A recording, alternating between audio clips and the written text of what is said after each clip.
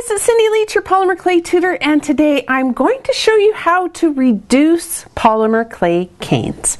Now we're filming this in the over-the-shoulder tutorial style so that you can get the best view of how my hands are doing the work.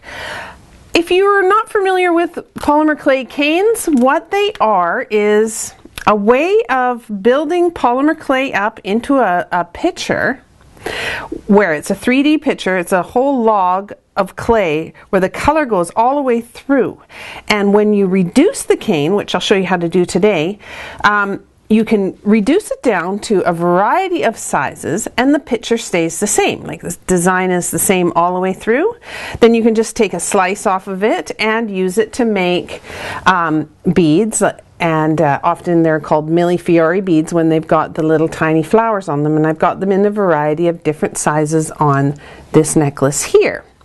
Now the neat thing about it is that you can go from a larger pattern like this all the way down to a teeny tiny little guy and still see the whole picture there. And that really depends on the style and the pattern that you've chosen, whether it will go down to that size successfully or not. But anyways, this pattern does. This is my Easter lily cane design, and I'm going to be reducing this down to a smaller size, and I wanted to show you how that works. Now quickly, I just want to, people have challenges with reducing their canes because of a few different things. First of all, one challenge is the hardness of the clay. Now if I'm using a bunch of different colors in this cane, it's very important that you have all of your clays at the same hardness or firmness.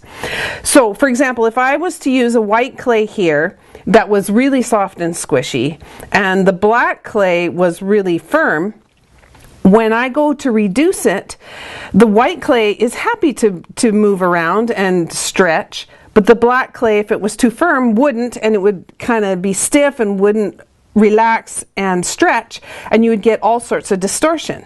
Now it's not a huge issue on a design like this usually, but if you're doing a design like a face, for example, you may end up with some very bulgy eyes and a chin that just drops away into nowhere. So it's very important that your clay move at the same rate, and that's because of the firmness. So just make sure that you're working with the same firmness all the way across for all your colors.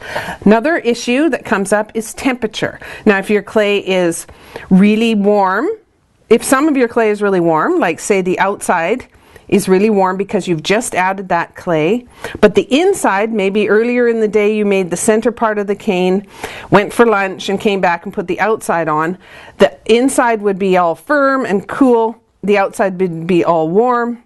And so the outside clay would want to move faster than the inside clay, and you would get distortion again. Same kind of problem as the firmness and hardness.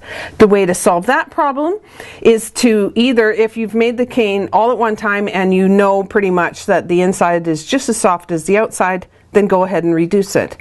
If it's taken you a while to make the cane and you know that there's a temperature difference kind of between the two, then let it sit overnight. And that's what I've done in this case. I did this cane yesterday.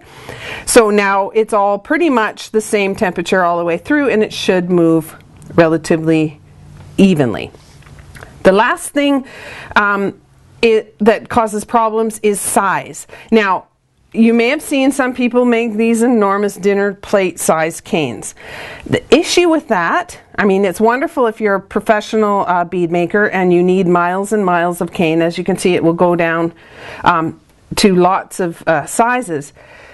A pro might need miles of that design. A beginner, intermediate, or somebody who just likes to use lots of different patterns, they're not going to want to commit to the amount of clay that would go into that project. Plus, they're not going to want to commit to the amount of cane they'll be left with. So working with a smaller cane is much better, and you'll notice all of my tutorials I work on smaller canes. This is probably one of the largest that I'll work with, and this is about 2 and a bit inches wide and about 1.25 inches or so deep.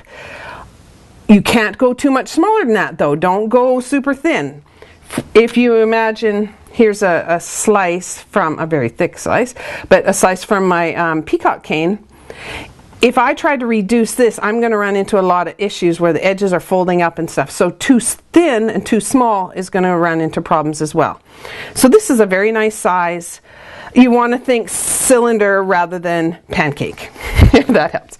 So what I'm going to do is I'm going to start reducing this, and it takes a fair amount of time. It could take, 15-20 minutes for me to reduce this. Now, obviously, you're not going to want to sit there and watch me do that the whole time, but you will want to see the full process. So what we're going to do is have Doug run the camera while I'm doing it, and then he'll speed it up so that you can watch it in fast motion. Now, before I get started, there's a few key things. I'm going to be working in small amounts, little pinches, even pressure from all sides. It will make it reduce easier. I'm going to be flipping it over from time to time, checking to make sure that I don't have sides all puffing up or the inside isn't all squishing in or whatever. You may see me tap my fingers around trying to make sure that this back stays as flat as possible. And same with both sides. You'll see me moving it around, taking small motions, so watch my hands when I do that. And I will get started with that.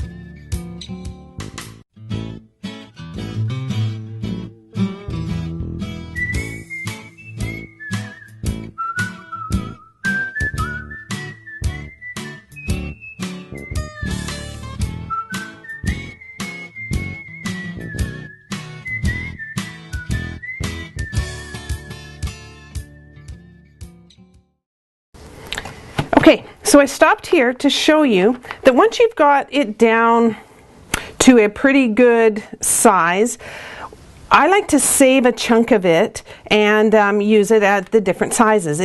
If you just reduce it all down, then you don't have any options.